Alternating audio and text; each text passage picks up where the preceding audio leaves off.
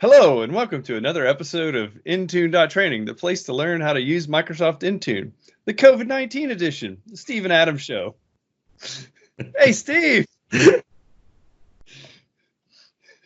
What's going on over there, man? Well, not much. We're having a bit of fun with the whole working from home now, so the standard setups all changed for us. So back to our old friend Teams right now. Yep, yeah, that's right. Sorry to those people out there that we're not going to have 1080p. Just putting it out there. It's not going to be 1080p. Actually, I think this one can be. It's when you do the live events that it's not 1080p. Oh, maybe.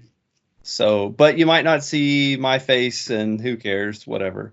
And you'll see random things unblurring behind me. Yeah. Steve's vision is just as blurry as his background at this juncture because it's Friday night or Saturday night over there. Saturday morning. Well, Saturday lunchtime now. It's Saturday afternoon. It's Saturday sippers. Working on a bit of day drinking and stuff. So, yeah. So anyway, we're hanging out, having a good time, and honestly, we just kind of phoning this one in, but we want to at least. We are not phoning this one in, Adam. We are going to talk about some really cool new features. That's right, Teams. Teamsing it in. Yes, so there are some really cool features that we want to talk about, and so let's do that. So the first feature that we really wanted to talk about, as you've probably noticed occasionally, Steve makes me go to something like portal.azure.com, and then he says, okay, now click on Azure whenever it comes up. So we're having slow internet too. So then click on Intune and go over here and, well, use the old stuff because, well, he's older. No, he's younger, but he's older in his mind. Yes. I don't know. More experienced. And so he's always making me go here. Well, and then I keep saying, hey, let's go to aka.ms and go to DMAC. And that takes us to devicemanagement.microsoft.com, and magic stuff happens there. Well, just this last week or so, the Microsoft folks have added a new home for because they needed a new one. DMAC. And so it is now endpoint.microsoft.com. And so that's what we're doing. So we're doing endpoint.microsoft.com. You worked out how to zoom it. I did zoom it the first time there. I didn't zoom, but I did the box anyway. That's right. So that worked.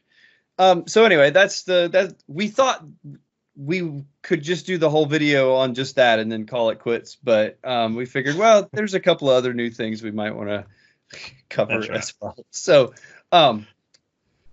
So Steve hasn't really been doing config manager stuff for a bit now, and so I'll be honest, I haven't gone into in anger a proper config manager environment since before MMS MOA last year.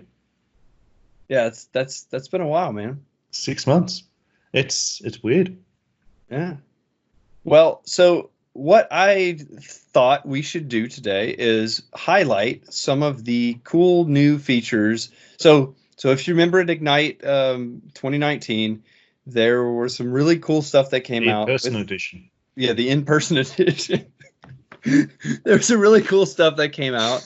And really bridging the gap. Specifically, we got the new name of MIM, Microsoft Endpoint Manager, and then we got MIM-CM and MIM Intune. It's still Intune. So yes, it's. You want to take bets on when that name will change? Nope, because it's a very short bet. It's going to change. Just when? Well, look, if I was a betting person, I would say in the next 12 months. Yes. Especially with the latest announcement around Office 365 being rebranded. Yes.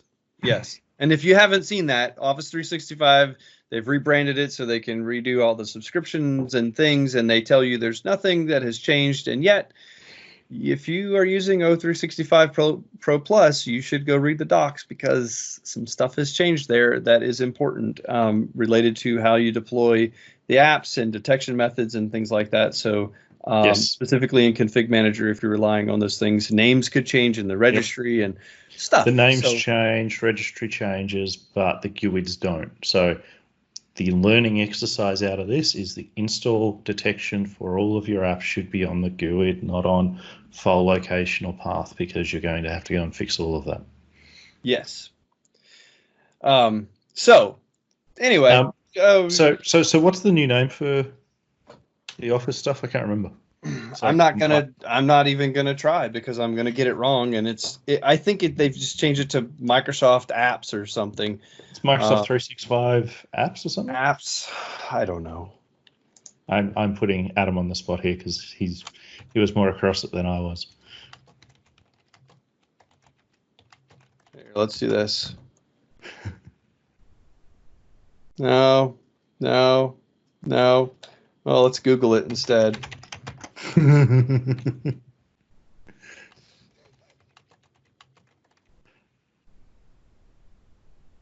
Yeah, how about that? There it is. Name change for Office 365 ProPlus. There you go. So Microsoft 365 Apps for Enterprise. Here's the blog post to talk about it. So Microsoft 365. Note, what you'll see there is it's for small and medium businesses. It's not for everybody. But scroll all the way down to the bottom, and here's the kicker. If you get all the way down to the Q&A, my company uses Office 365 Pro Plus, and I have questions about this change. Where can I learn more? And you click this, and this is where, and look, it says there's no action needed, and you click on this guy, and then it says, oh my God, look what admins need to do. So, so just saying, you might want to. You actually need to update your ADRs. Wow. Yes. So that's big. Significant changes that have occurred here that are worth reading about. So we will include this link in the description for this video. Thanks, Mark. Both of these. And also, if you're following me on Twitter, I tweeted about this the day it came out, and it received much outrage. Anyway, it's whatever. I'm not trying to complain. I'm just pointing out the fact that there is, in fact, a thing that you need to be aware of as an Office admin. An Office I'm just curious, admin, not an actual Office admin. So I'm just curious, with it going from being Office 365 Business Essentials to Microsoft 365 Business Basic, does that now include Windows 10 in the licensing? See, now you're asking things that you're going to have to go look up. This is a conversation that we haven't had a deep drill into, but there already was M365 Business. Well, and here's the other thing. They're announcing Microsoft 365 Personal and Family subscriptions as well, and that's adding some new changes as well. So anyway, this is not what stop derailing us. We're done talking about Office. Go read about it if you want to know more. This is what we're here to talk about. Yes. This week, you want to talk about Config Manager? What? This is a cloud solution. James pushed the button on, and his team pushed the button on the current branch of 2002. It's 2002, not 2000, not 2002 or any of that kind of stuff. This is. I'll be honest, and I'm going to put it out there. Put it on my sleeve. I was hoping for 2003. I really was. Why? And I want to see 2007. And I want to see 2012. They're specifically trying to stagger them so they don't overlap with previous versions, but we'll see. I know, but it's so funny if it did. Well, you'll have it. I think do we already have a 2003 tech preview? I think we do. Yeah, there will be. Yeah. Oh, yeah. Oh, not yet, but it will be soon. Because it's too early in the month. And I think we just looked up. You're down there now. Okay. And we're back from the break. Oh, shit. Sorry. Hey, Steve. Hey, Adam. Enjoying a bit of yogurt over there now? I am. You may have realized that we had an abrupt departure from our conversation, and that was because my internet dropped, as it seems to do whenever we do these things. So, hello, we're back. So we were just in the middle of a heated debate over whether or not Config Manager Tech Preview 2003 exists, and it does. And so, Steve, you owe me $1. Okay, I do. Anyway, so hey, So we Tech have Preview. 2K3. So we have Config Manager 2K3. Yes, we do. Yes. Yep. Welcome. See, you've missed out on all this stuff, Steve. Maybe you should open the console occasionally. Yeah. I'm in the process of cleaning up my labs at the moment. But once I'm in the new role, I may make some new ones. Look, wait, what? What? What are you talking about?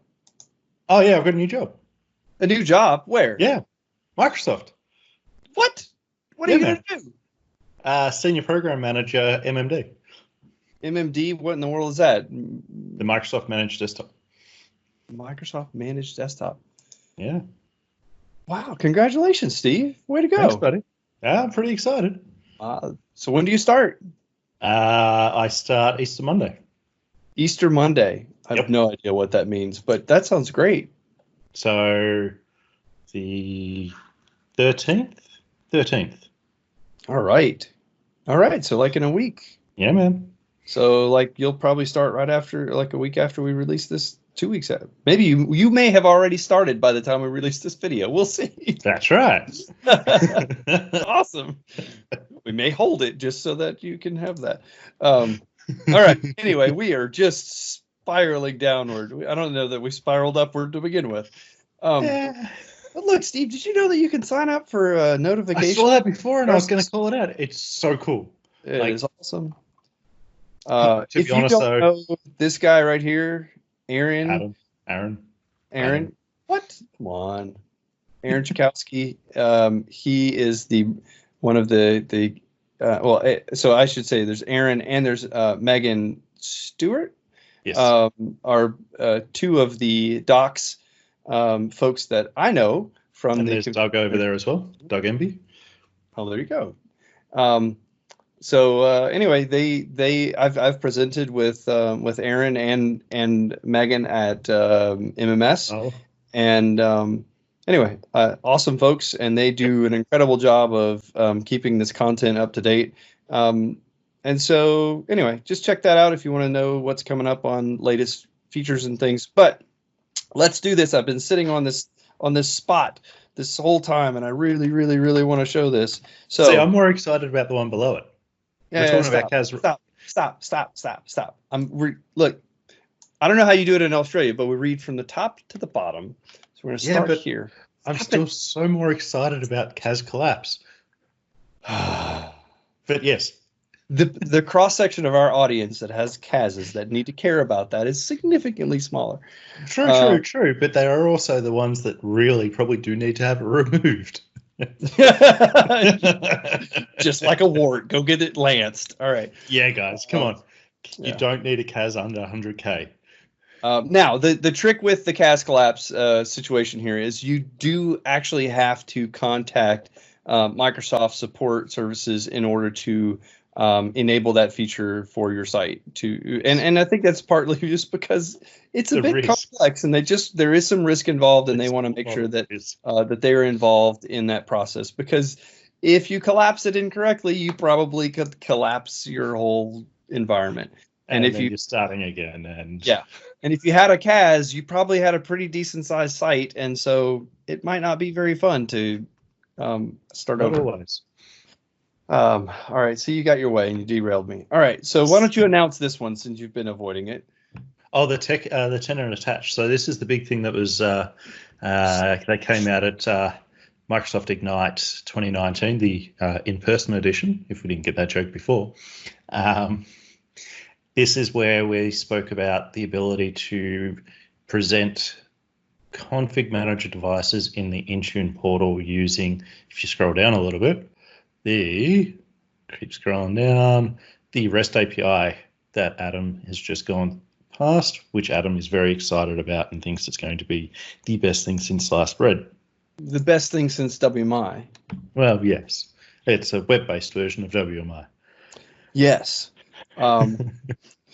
So anyway, I want to drill into this one for a minute here. Okay, yes. So there's Adam's excited because he has a demo. There's a link. There's a link here. There's not a demo. It's just a picture on the screen.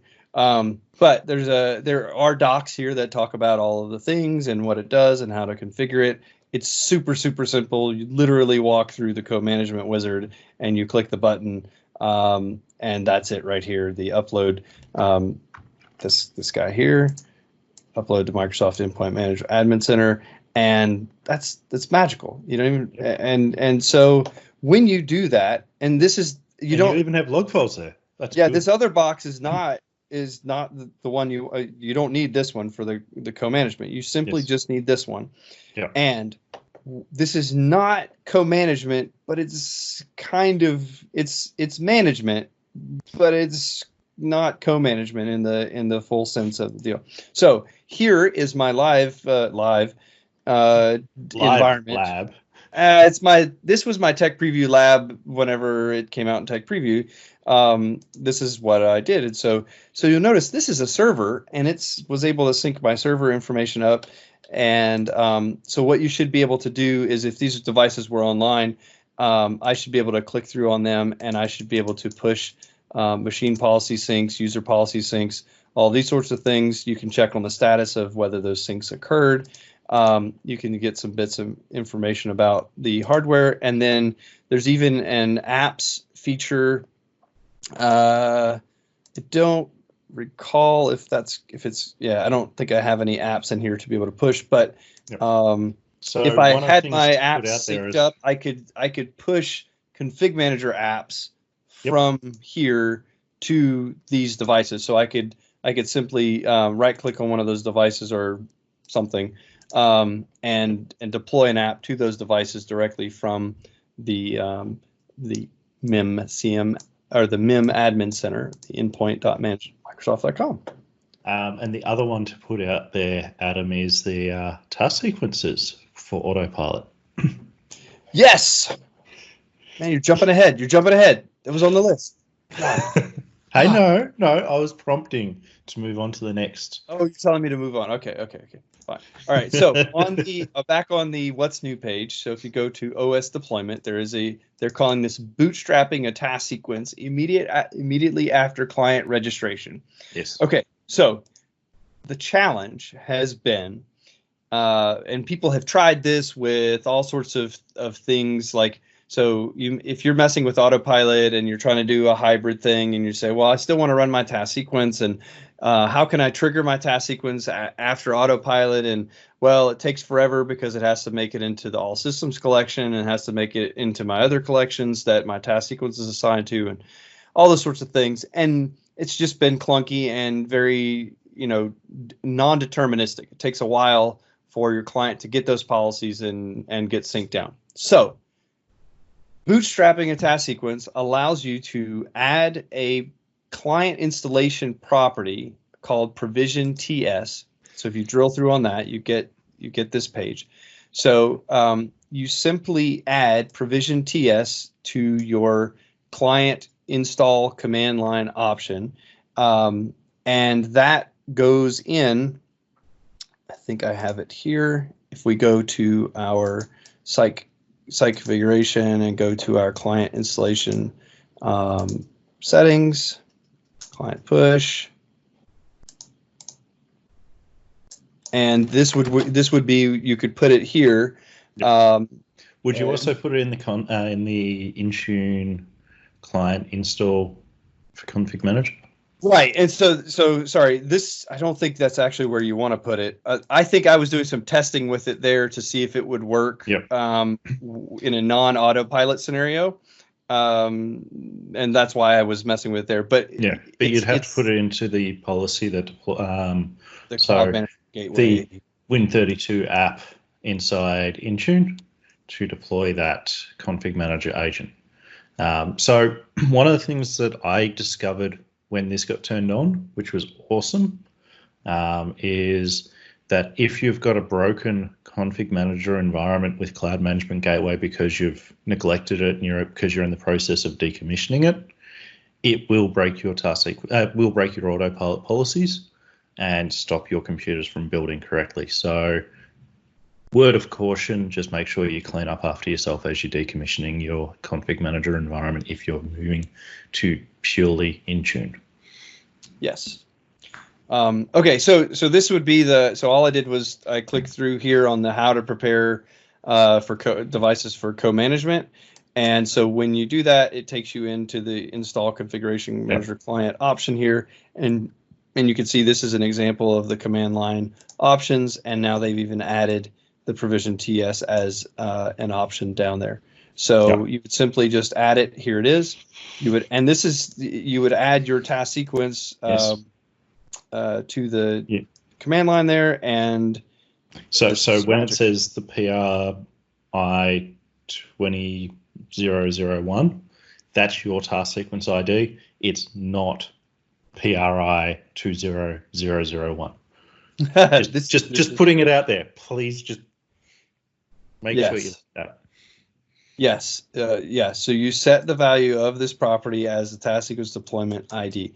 So this is the example. This is not the actual one. Now, so to note on that, Adam, it's the deployment ID. It's not the task sequence ID. So you have to have deployed this to a collection. Right. So what we would suggest is follow these steps. We're jumping all over the place here, but sorry, this isn't a proper demo, but this is the bits we're excited about. So you have to deploy this task sequence to a new collection that you may see sitting in your collections called all provisioning devices. And so whichever one you have deployed to that, you'd grab the deployment ID and then add it to your command line. And so that's pretty awesome because that means now we can autopilot a machine and then we can kick off our task sequence to do additional things to it. So like for me, I've got a scenario where my task sequence is built to do everything. So I can do all my build types. I believe is the term. Maybe, but it works. Exactly. The customer needed it this way. It was a customer requirement. I may or may not be the customer. But anyway, my task sequence could do multiple build types, and it's got a feature in it where it essentially checks to see do you already have the OS installed, and if you do, then it will skip down to the apps section and start everything after the after the OS was installed. So then it can pick up and finish provisioning the device as if I had installed the OS directly on the machine. So it works from an autopilot perspective. I don't have to, if I'm not ready or if I haven't built all of my customizations or things into Intune, and I'm still trying to keep my my traditional builds, my task sequence builds, and my autopilot builds in sync with each other. This is a great way to be able to do that. Or, I mean, there's numerous things. I mean, anything you can put into a task sequence, you can use this for. Yep. And I guess the piece that maybe we didn't hit on was this happens as soon as the client gets installed and downloads its base client settings policies. It will then be able to trigger the task sequence. And the thing about it is it doesn't have to get the deployment policy ahead of time. So like normally what you're waiting on is it has to be in the collection, and then it has to get the assignment, and it has to download the policy and then process the content and all those things. There's a new executable that actually runs right after the client install occurs and it's getting its first batch of policies. There's an executable that runs to trigger the task sequence. And it works. I mean, what I've been able to do is actually take that executable and this task sequence ID and just run it manually, just playing around. Or even, what's up?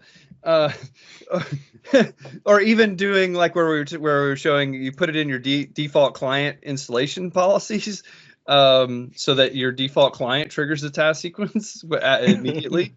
Now, I don't recommend doing that. Don't do that. Don't do that. This was in a tech preview lab. I was experimenting with this thing, trying to see what it was capable of doing, and I haven't revisited it, but it was not successful, and it's definitely not supported. and I only have unsupported. I only have 60 days left on my evaluation. I probably should upgrade to the next version or something. Yes. Okay, so 60 days was the maximum you got by default, or is it 90? I think it's 120. I can't remember. Yeah, I think As I said, it's been a while since I've been in there. Yeah. Okay, so sorry, we went down this config manager path to specifically point out that there is this bridge, but it's not a bridge. No, we're not allowed to call it a bridge. Not a bridge. Sorry. Connection between the two platforms. Yeah, they're the same. They're one and the same. But these are some of the newest features that we're seeing where they are really connecting these two and making it a seamless experience. The fact that I can come here and I can trigger device actions. So I can sync machine policy, I can sync user policies, all these things. It's all about making it easy for your admin and support staff to make that journey. Whether you're going to go full cloud, whether you're going to go partial cloud, whether you're going to go blended, it doesn't matter. But from a support point of view, if you've got to say to your staff, go to Intune for these types of devices, go to Config Manager for these types of devices, and these other devices we're not managing, it gets really confusing and your support staff get to that point of not understanding where they need to go. So Microsoft has flipped that around and went, all right, let's make it so it's easy for your support staff to understand. It doesn't matter which scenario, you're always going to be able to go here and see information about it. Yep. Okay, so we don't have any more to share about the config manager stuff. There is plenty more in 2002. If you haven't kept up with the release versions, come here and read through all these things, see all the new features. Make sure that you're staying current as you possibly can. This is in fast ring right now, so you may want to wait just a little bit. But as soon as it gets into general, then go to town. But we always wait just about a month or so after it goes to fast ring before we roll it out. But so here this is how you can install this update with the early update ring. There's an opt-in script right now, so I generally wait till it gets out of the opt-in experience. But it's perfectly safe and fine to do this, and if something breaks, you absolutely can get support to assist you with this. So, anyway, I think this is all we got to cover. So remember, go to endpoint.microsoft.com, which we will strive our hardest to use moving forward in all of our demos. Steve, maybe, but look at all the stuff. Look at all the things. There's dashboards. But I don't see my donuts. I want to see my donuts. Donuts. Yes, we need to go have snacks. All right. So yeah, this was it. This is all we got. Hopefully you found it useful. I know it's kind of a departure from our typical training bits and everything, but as you probably know, we're just we've got a lot of distractions going on right now. Steve's kind of in the transition to tie up loose ends at his current job, and we are, I'm dealing with working from home and children at home and all these things, and so so we're just trying to keep our heads above water right now. So hopefully you enjoyed this. We enjoy doing this. We enjoy hanging out. So yeah, we'll see you next time. Yeah, you will. See you later. How can we find you, Steve? You can find me on the Twitters at On-Prem Cloud Guy. All right. And I am at Adam Gross TX. And that's it. Awesome. And then we've got all the relevant things in the links below. Training and everything down there. And thanks, Mark, for getting all of those up to date for us. Yes, thank you, Mark. So if they're not there immediately, they'll be there soonish. Soon. We probably should let Mark know when we upload videos. He seems to see them. Yep. So if the content hasn't been updated, it's not Mark's fault. It's ours. Yes. All right. Well, this has been fun. Thanks, Steve. See you around. Thanks, Adam. See you later. can't stop the recording.